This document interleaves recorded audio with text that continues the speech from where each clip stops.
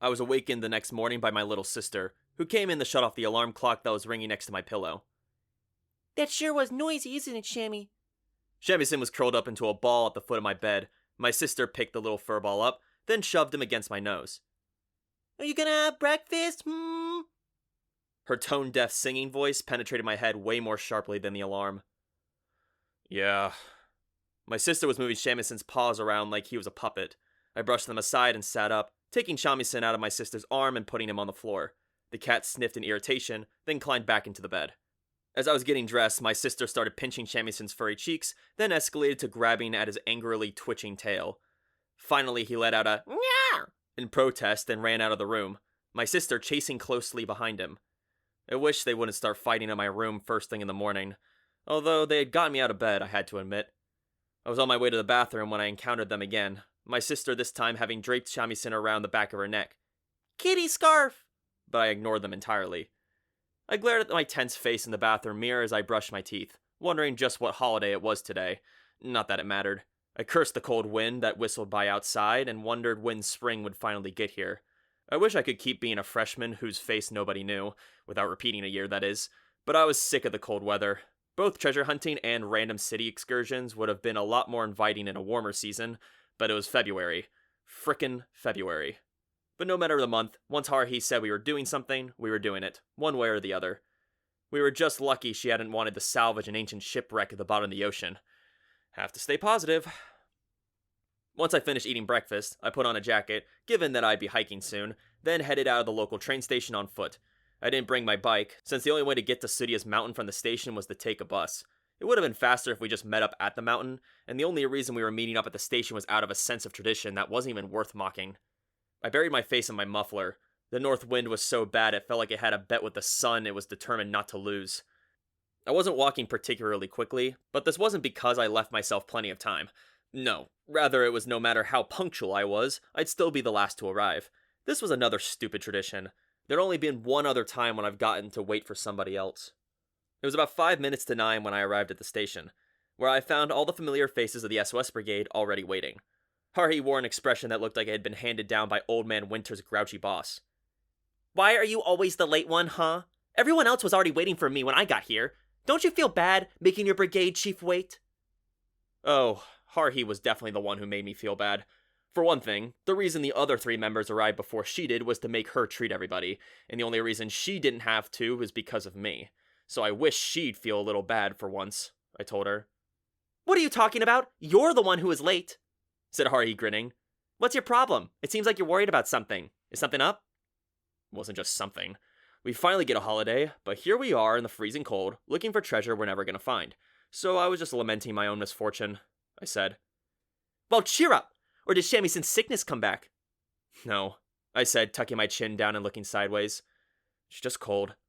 Haruhi chuckled and held her hands out, as though explaining something she thought was obvious. You just gotta adapt to the environment. So, today, that means switching to winter mountain climbing mode. Easy, right? I wasn't a plastic model, so I couldn't just swap out parts like that. Humans didn't have mode switches anywhere on them, although I couldn't be sure about the all-weather Haruhi. While Haruhi and I were exchanging our morning greetings, the other 3 members stood there in observation mode. Koizumi, Asahina, and Nagato were dressed in casual, basic, and natural outfits respectively. Nagato's natural look consisted of a duffel coat over her school uniform, and while there was nothing to say about what part of that was suitable for hiking, I suddenly had the random thought that if I were going to take Nagato over to Tsudiya's place and leave her there, Tsudiya would probably dress her up in hand-me-downs. I'd have to give that a try sometime. I wanted to ask Koizumi just what catalog he jumped out of. His winter jacket looked so sharp on him that you could have swapped him out for a department store mannequin, if you left out the part that he was holding 2 heavy-duty shovels. Asahina wore an inoffensive pair of pants along with an inoffensive down jacket. It occurred to me that outside of her school uniform, I'd never seen Asahina wear the same outfit twice. I made lunches for everyone. Maybe because she totally gotten in the picnicking spirit, Asahina's face was 100% charming as she held a large basket. I wanted to pretend I'd come along just to eat her homemade lunch. And yet, it was hard to believe that this Asahina would be half-ordered by me to travel into the past. Had the other Asahina really been telling the truth? Is something wrong? Asahina looked up at me, her face uncertain.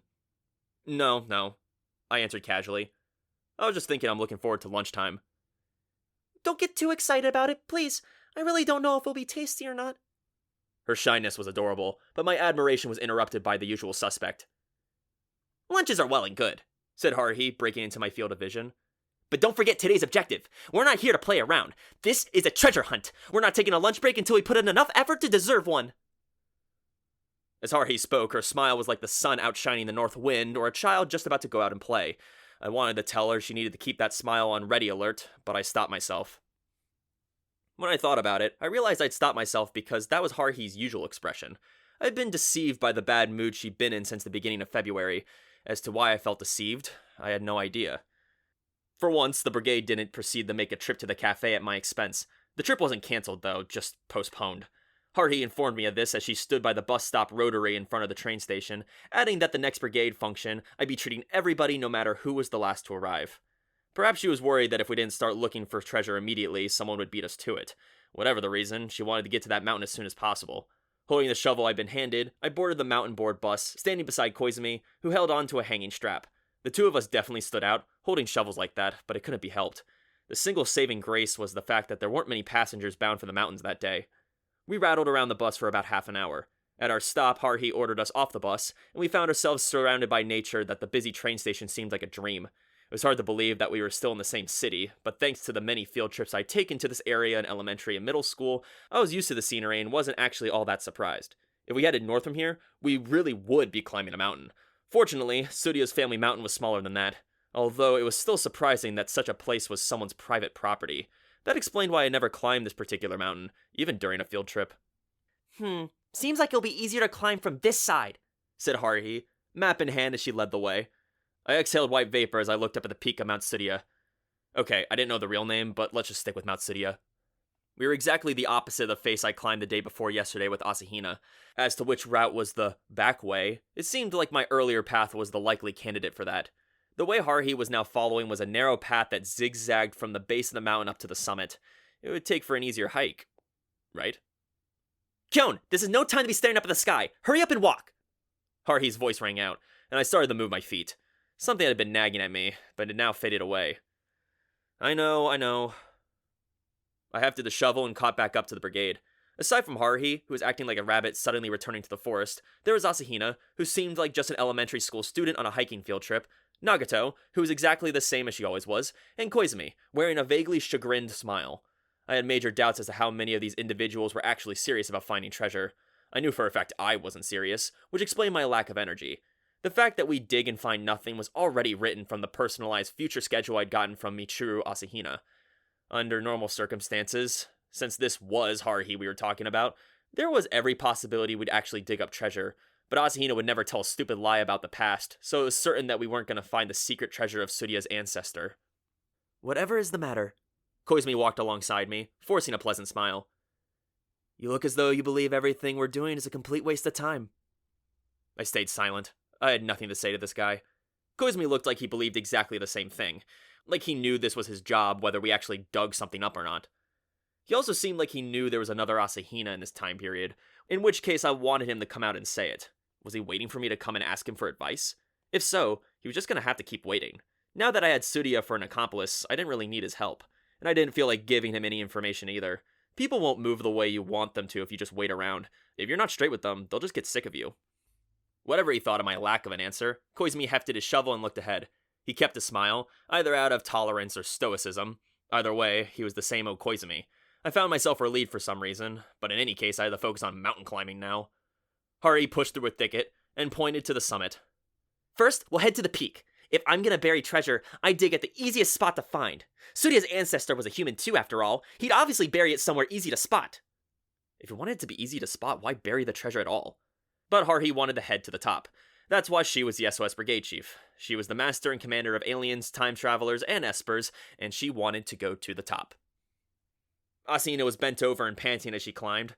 I wanted to give her a push from behind, but with Haruhi in the lead, there was no chance for me to do so. After about half an hour of that, we arrived at the peak. That seemed like longer than it should have taken, but the path seemed to have made to require a minimum of effort on the part of its climbers, and without being conscious of my particularly steep slopes, we managed to conquer this small mountain. I wasn't especially tired, since the mountain itself wasn't more than a glorified hill. My walking endurance has been naturally increased from trudging up the hill to school every day. Unfortunately, what we were about to do would definitely tire me out. In other words, it was time to dig for treasure. Haruhi was now in her element. It should be somewhere around here, right? We started digging in a vague area Haruhi gestured at. It seemed too obvious a spot to be hiding gold or treasure, even given I knew there was nothing there. After digging about 2 meters down, no shovel had impacted wood or stone or anything hard. And thanks to the discriminatory practice of delegating all excavation duties to males, the only ones digging were Koizumi and me. The 3 girls simply enjoyed a picnic, with Asahina being the only one who could be relied upon to cheer us on. Haruhi simply orders around, "Next, over there!" and Nagato had the same Buddha face she always had. It seemed likely that if I prayed to her, she'd tell me where treasure could actually be found, but it would be very strange to strike gold on the first try, so I refrained from Nagato-directed entities. And anyway, it wouldn't be good if we actually found something. Plus, no matter how incredible Haruhi's ability to ignore reality was, even she would have to find it a bit strange to dig up hidden treasure without any hard work at all. The problem was that only Koizumi and I were actually doing the hard work, and because Koizumi's pleasant expression seemed permanently caved on his face, I was the only one actually suffering. It was enough to make me want to try and talk Taniguchi and Kunikita into helping, but Haruhi put the kibosh on that.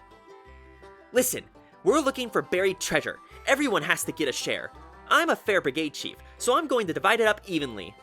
If we brought those jokers in, we'd have to split the treasure 7 ways. I am not gonna let it go to waste like that. Got it?" If we were actually going to find Genroku-era gold coins, I would have agreed.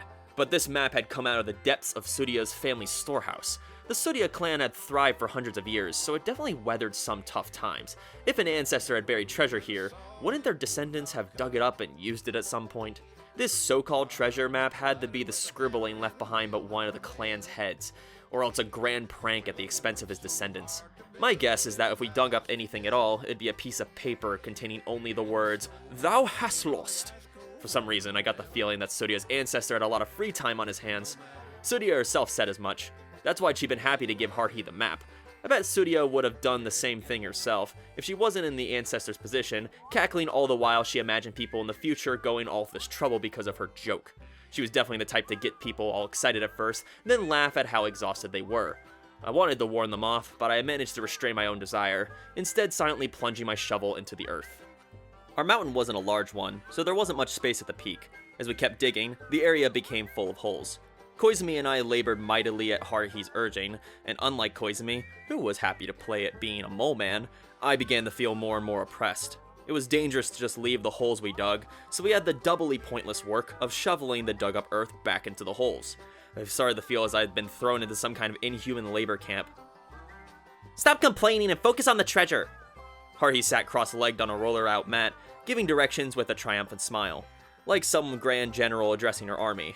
To her right side knelt Nagato, looking like a faithful page freed from her paperback, while to Haruhi's right sat Asahina, who hurried close to Haruhi as though trying to stay warm.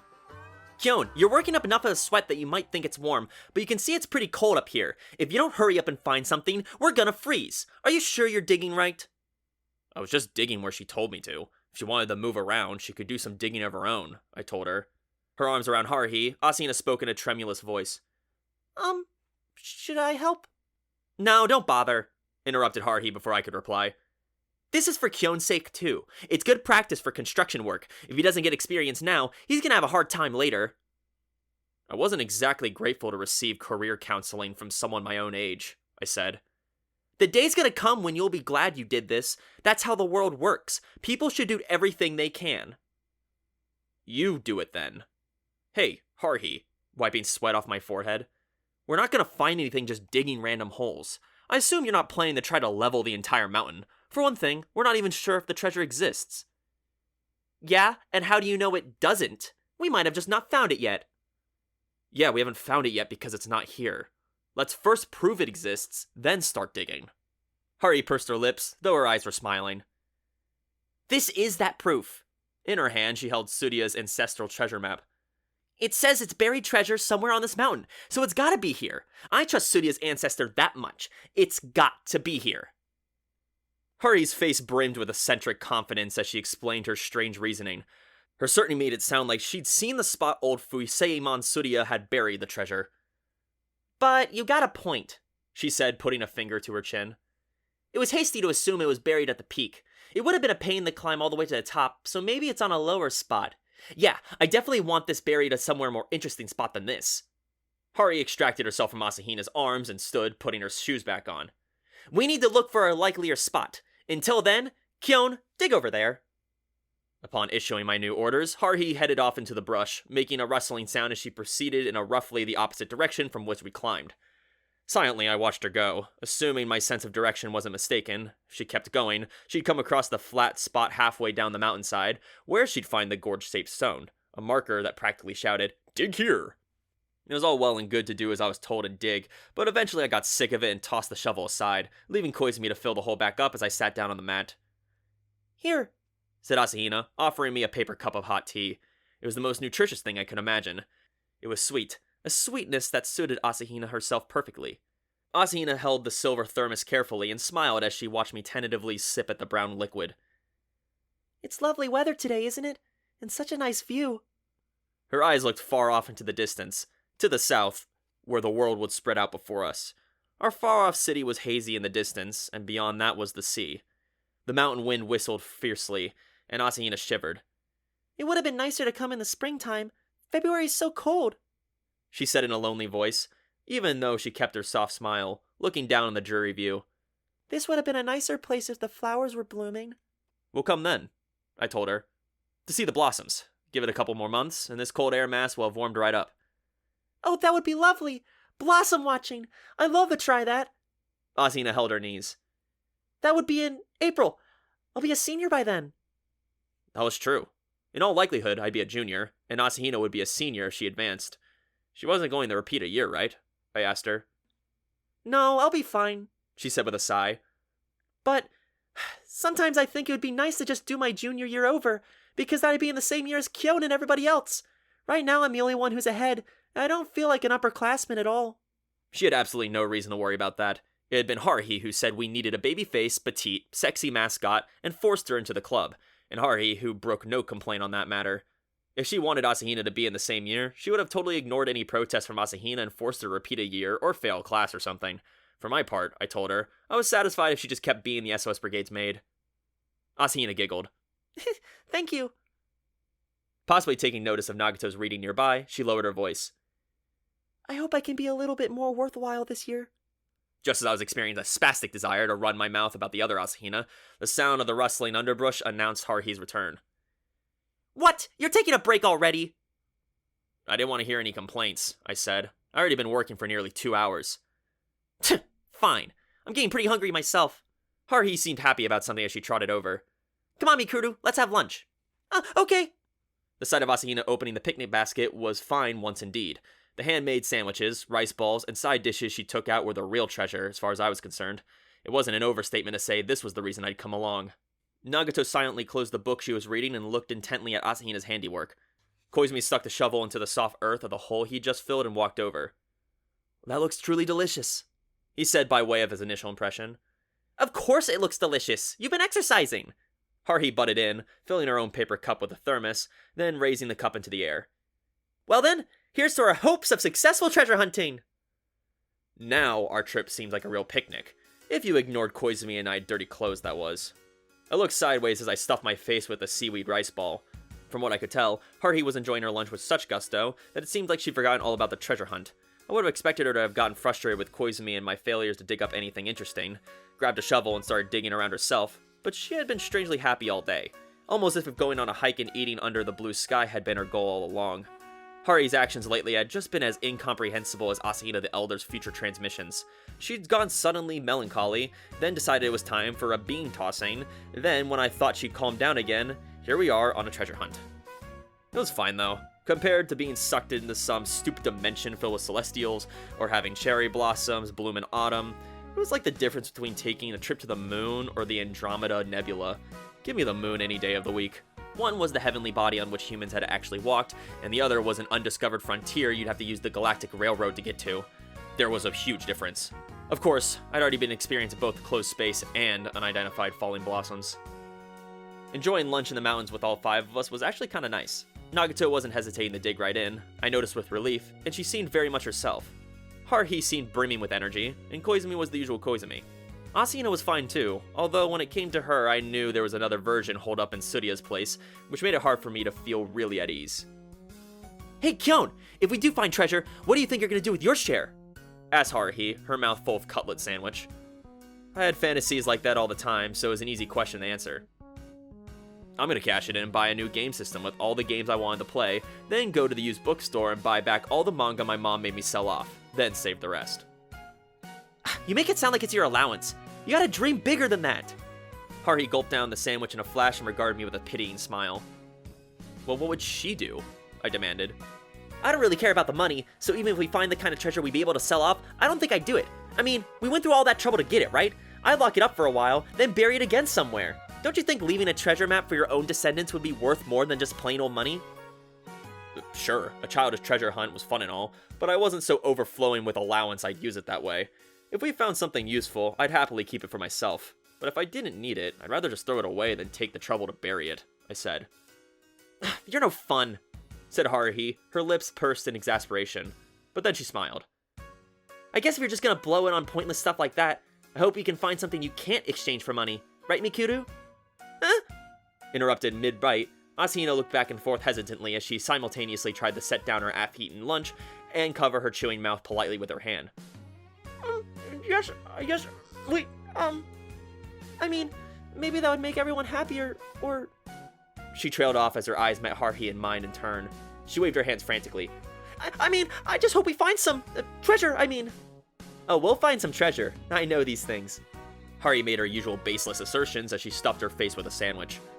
Nagato sat on the mat's corner, demolishing her lunch as though wanting the best Haruhi. Beside her was Koizumi, down on one knee like a pop idol posing for a teeny bopper magazine. He noticed my gaze and tipped his cup slightly, smiling wordlessly as Asahina watched the lunch she prepared get taken care of by Haruhi and Nagato. For just a moment, I wasn't thinking about the letters from the future or any other Asahina hiding out at Tsuruya's house. I was just enjoying having a fun picnic lunch with everybody. Despite the unseasonal hike and the pointless treasure hunt, looking at with a high-spirited Haruhi, the thankfully normal Nagato, along with Asahina and Koizumi being their usual selves, for a little while I felt like everything was going to be okay. No, everything had to be okay. Which made me remember the future that lay before me. There were things I had to do tomorrow and the next day in order to keep everything okay. The pleasant lunch ended, after which Haruhi and I bickered for a bit just to settle our stomachs, although there was no point relating the details. Finally, she clapped and stood. I braced myself. The time has finally come. Well then, time to start the afternoon treasure hunt. Haruhi picked up the lunch boxes and thermoses and gave Asahina a sidelong glance. I headed down the mountainside over there.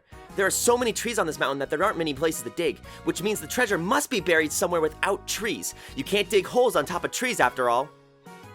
I picked up my shovel. But I found an open area that looks pretty likely, said Haruhi. Let's head that way. Plus, we can head straight down from there, so it'll be quicker to go home. We shouldn't have bothered to take the bus, really. I looked and saw that Koizumi had already shouldered his shovel and was heading down the mountain. Nagato rolled up the mat we sat on, and Asahina carefully held on to the picnic basket, nodding meekly at Haruhi's pronouncement. Haruhi bounced down the tree-filled, rock-sown slope like an antelope. Though we weren't particularly in a hurry, Nagato followed smoothly after. What? Asahina nearly tripped and fell several times, but each time Nagato came to her rescue. Koizumi and I were encumbered with heavy shovels, and we couldn't really help. I wanted to just toss the stupid shovel aside and assist Asahina, but for now I'd leave it to Nagato. Asahina bowed her head every time. You're reading too much into it, Asahina, I wanted to say. Thanks to the nearly straight route we followed down the mountain, it took almost no time to arrive at our destination, especially compared to how long it'd taken to climb up. This is the place. Isn't it strangely flat here? See? Haruhi stopped and indicated what she meant. There was no mistaking it. This was the same spot Michiru, Asahina, and I had visited the day before yesterday.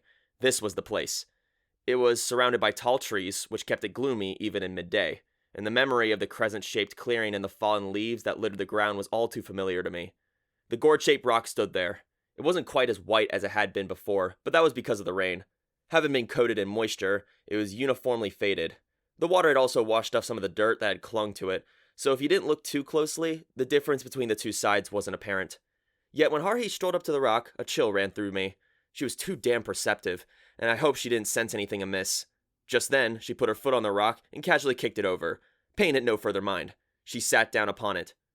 Kyon, Koizumi, time for phase 2. Just start digging somewhere around here, okay? She smiled impishly. Koizumi immediately replied with a crisp, "Understood," and immediately went to digging.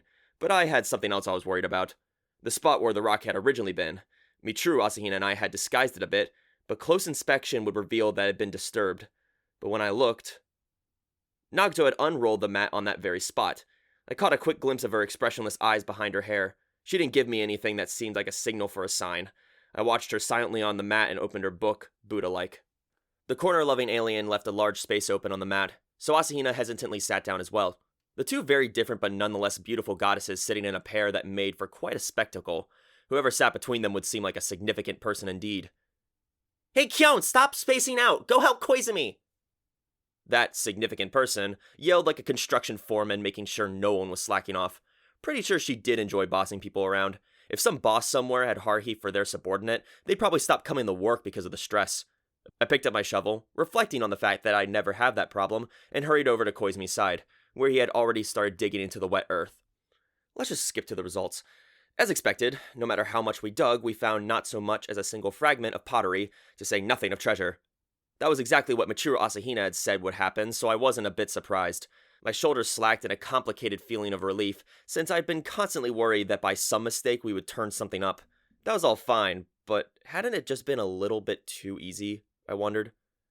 We're not just finding any buried treasure, are we? Said Haruhi, her head cocked. She noisily ate a chocolate cookie she'd gotten out and she sat on the gourd-shaped rock. I took a break from shoveling dirt back into the holes and looked around the area. The once undisturbed ground had been ravaged. Thanks to the constant excavating and reburying, it looked like a field that had just been plowed.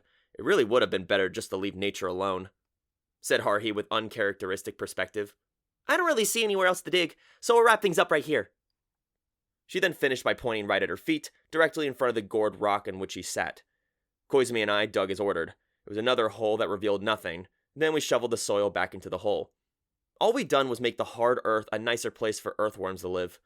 Just I was wondering how Haruhi was going to react to not finding any treasure. Well, let's go home. The sun's getting low, and if we're up here any longer, we're going to freeze. We'll go down this way. It comes right out near the road that leads to North High. Koizumi and I gathered up our supplies, and after taking a moment to rest and have some of Asahina's tea, we complied with the order to descend the mountain. It didn't seem like any of the bodies descending the narrow animal trail had any particular attachment to the treasure of the mountain. Come on, really? I thought. So we just went on a picnic and dug a bunch of holes? Koizumi's hand came to rest on my shoulder. Come on now, it's alright, isn't it?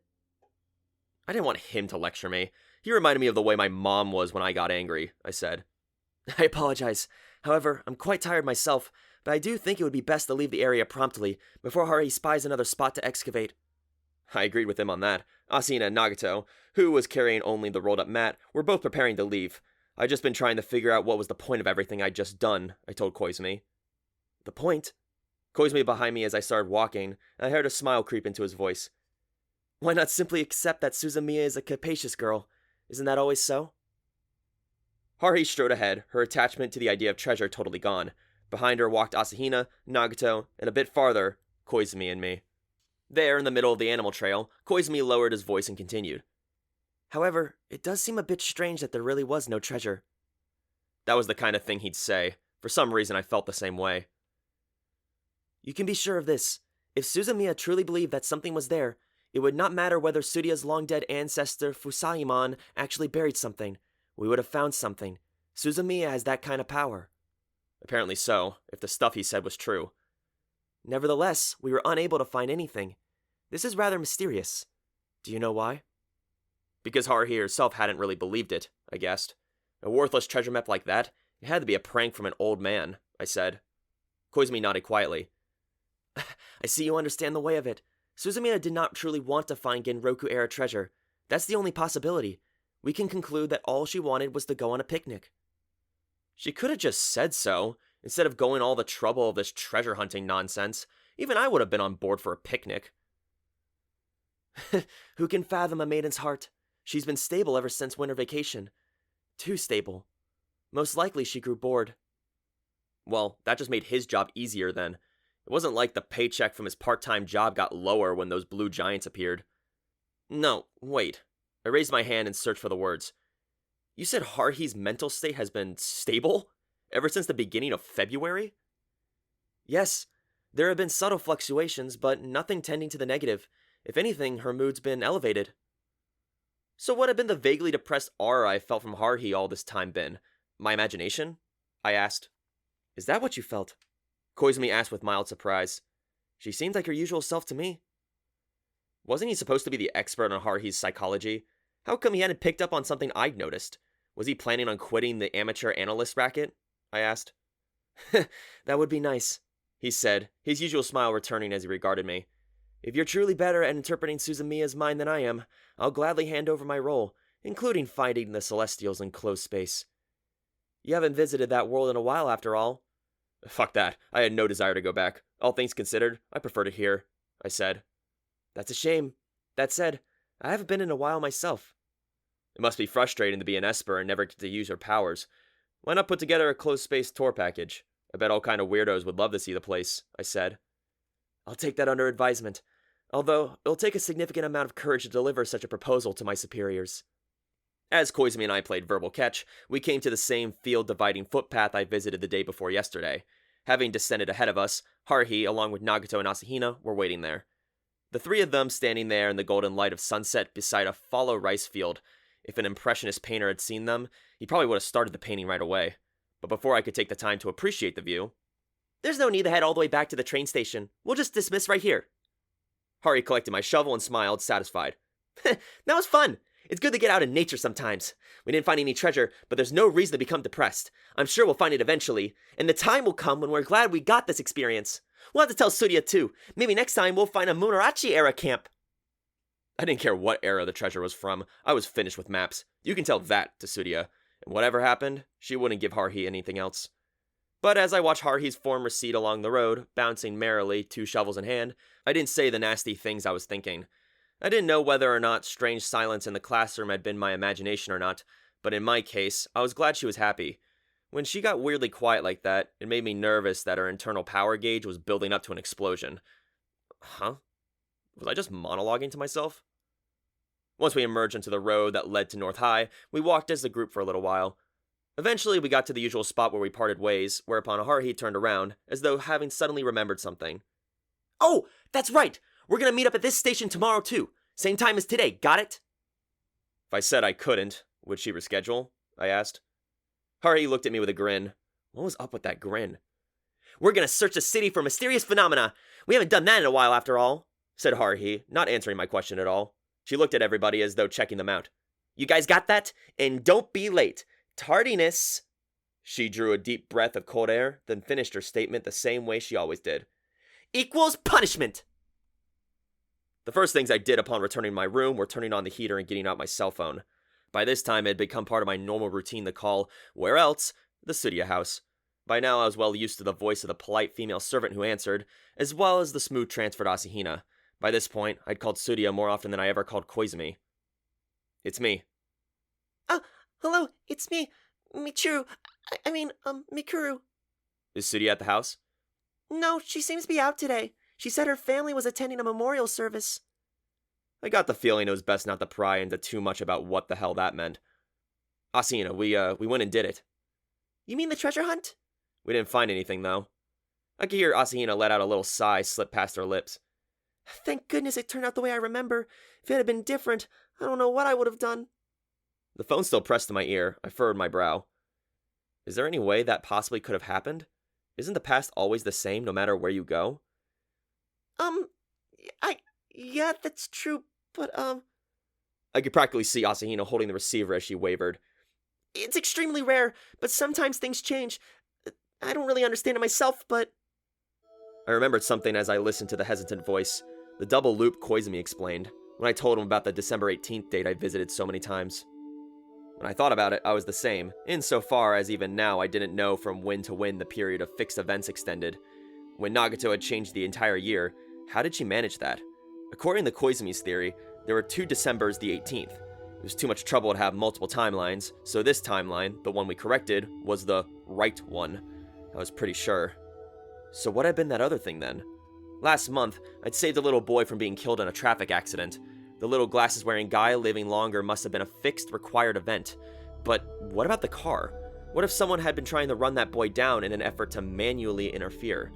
That would mean that there would be people trying to destroy the timeline, as well as time travelers from the future like Asahina who are trying to protect it. What if the former were also from the future?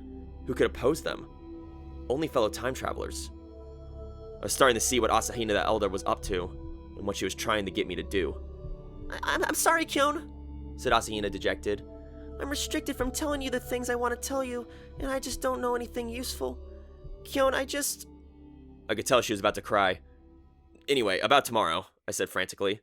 Exactly according to the plans Asahina had related to me, Haruhi had said we were doing a city patrol tomorrow. Since Asahina and I carried out the instructions of the number 3 envelope, we need to decide on a place to meet up. Some place where Haruhi and the other Asahina wouldn't spot us. Asahina, do you think you could wear a disguise? A disguise? She sounded confused, and she sniffed. I could picture it very clearly.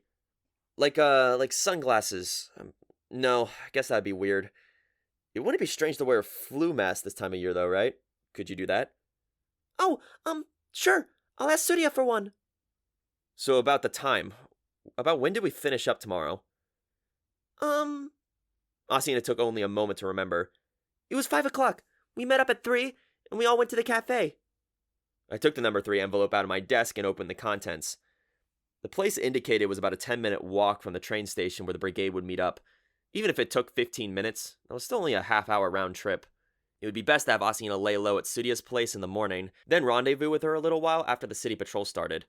Having asked her the details of the day's schedule, I explained where and when we meet up. Okay then, I'll see you tomorrow. Try to dress as unobtrusively as you can. Also, I felt a tinge of foreboding in my chest. If you can you get Surya to come along? Tell her I asked to, no, I shouldn't get her involved with this. Don't worry about it. It would be good if she could see you off and meet you when we're done, though. Asahina would have to go from Surya's house to the rendezvous point on her own. Maybe I was overthinking it, but my danger sense was tingling. I didn't want to make her walk alone. Okay, I can tell her. Surya was smart. She'd see through my request in an instant. I could count on it. I hung up, then immediately called Nagato. Here I was, asking her another favor. However, to my great surprise, her line was busy. Who could Nagato possibly be talking to? I couldn't think of anybody short of a hard-sell telemarketer. I put down my phone and changed clothes, feeling sympathy for the headset jockey who'd been unlucky enough to wind up talking to Nagato. I threw my muddy pants into the washing machine, then came back to my room and tried again. This time, she picked up. Hey, it's me.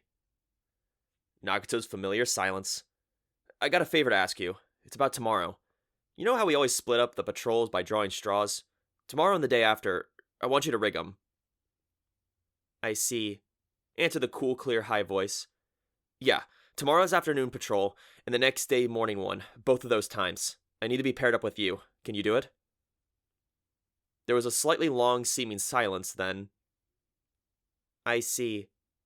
I was pretty sure that was the affirmative, but I thought I'd make sure. So you'll do it then? Understood. Thanks, Nagato. It's fine. By the way, when I called a second ago, the line was busy. Who were you talking to? There was another silence, as though time itself had stopped, just as I was starting to wonder if she was having some kind of side story with somebody I didn't know. Haruhi Suzumiya. Now I wished it'd been somebody I didn't know. She called you? Yes. What the heck did she want with you? A third silence. I strained to hear and was starting to pick up a sense of anxiety over the receiver when Nagato finally replied. I cannot say. Nagato sure had been full of surprises these past few days. To think she'd be using that line on me, of all people. I stayed as silent as a radio that had been unplugged. It is better if you do not know. Well, that was a terrifying statement. Those were just about the least comforting words in the world, I said. Do not worry. Her voice had a hesitant tone to it, as though she wasn't sure whether she should say anything, but had decided that she wanted me not to worry. And then it came to me. Haruhi told you not to say anything, didn't she? Yes. Which meant Haruhi was up to something weird again. She was just trying to involve Nagato in it. And whatever it was a secret from me. I didn't know what it was, but based on Nagato's tone, it had to be something big. Like round 2 of the treasure hunt or something. This week sure was turning out to be a busy one. Like having all final exams in math, physics, and world history all in one the same day. God damn it, Haruhi, what are you gonna make me do this time? At this rate, Koizumi was going to wind up being my only true comrade. Haruhi, Nagato, and Asahina were all engaged in activities beyond my influence. Oh, and Surya too. I wondered why it was no matter the life form, females always seemed to outmatch the males. The double X chromosome was a terrifying thing. Explain it to me, please. I lay down on the floor and spread my arms wide, praying that I'd be able to pass the following week in peace.